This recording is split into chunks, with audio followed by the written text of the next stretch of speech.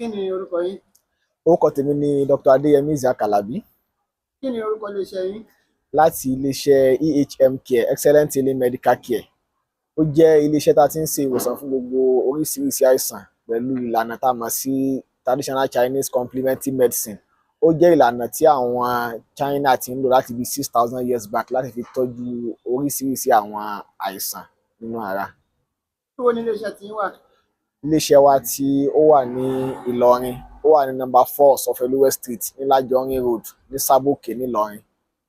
Ǹjẹ́ ẹ mọ̀? Àìsàn jẹ̀dọ̀jẹ̀dọ̀ jẹ́ àìsàn kan tó ní í ṣe pẹ̀lú fáírọ́ọ̀sì tá a mọ̀ sí hepatitis. So àìsàn yìí jẹ́ àìsàn tó máa affect ẹ̀dọ̀. Àwọn tó bá ní àìsàn yìí tí nǹkan tá a mọ̀ sí hepatitis B virus yìí bá ti wọnú blood, so tó bá ti wọnú bloodstream ó ti káàkiri gbogbo ara, so ó máa damage nǹkan tá a mọ̀ sí liver, which is ẹ̀dọ̀. Àìsàn yìí ó máa damage ẹ̀, so ó máa weaken immune system. Àìsàn yìí le ju HIV àti AIDS lọ, àmọ́ ẹni tí immune system rẹ̀ bá ti weak kò ní mọ̀ pé àìsàn burúkú yìí ó lágbára gan. So nínú àpẹẹrẹ táwọn èèyàn mọ̀ téèyàn lè rí tí yóò fi mọ̀ pé àìsàn yìí ti wà ní ara èèyàn, so nínú ẹ̀ ni pé ìtọ̀ yóò máa jẹ́ yellow, tó bá yá ojú náà ó máa di yellow, ojú ó máa tọ́nù sí yellow, ibi tó yẹ kó jẹ́ white yóò máa tọ́nù sí yellow. So tó bá padà di pé ó ti lágbára tán, ara gẹ́gẹ́ fúnra rẹ̀ náà tá a mọ̀ sí skin yóò máa tọ́nù sí yellow. So látara àwọn nǹkan yìí tó ń ṣẹlẹ̀ yìí, so lọ́pọ̀lọpọ̀ ẹlòmíràn yóò máa rí i pé ẹ̀gbẹ́ inú ní ẹ̀gbẹ́ òsì á máa kan irú ẹni bẹ́ẹ̀. So nínú àwọn àpẹẹrẹ tí èèyàn tún máa ń rí òun náà ni pé ara ó máa weak gidi gan, yóò máa ní fatigue, yóò máa ní weakness of the body. So àìsàn yìí ó jẹ́ àìsàn tó yẹ pé kò ní ìwòsàn ní ilé ìwòsàn tá a mọ̀ sí orthodox medicine hospital.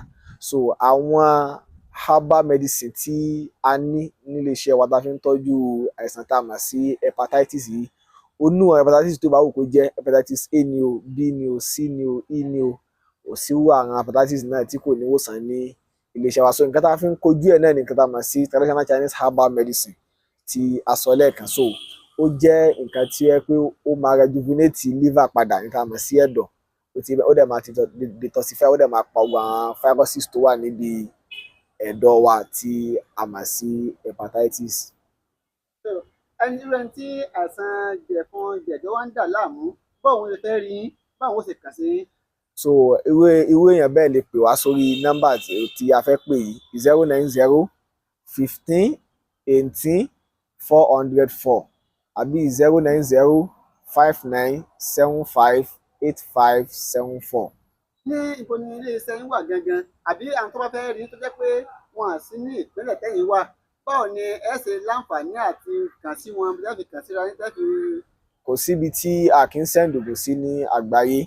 So iléeṣẹ́ wa ti Ìlọrin ó wà ní number 4 Sọfẹ́lúwẹ́ Street ní Lájọrin Road ní Sábòkè nílọrin. So wọ́n tún lè kàn sí wa lórí wẹ́bsáìtì wa EHM Care Clinic.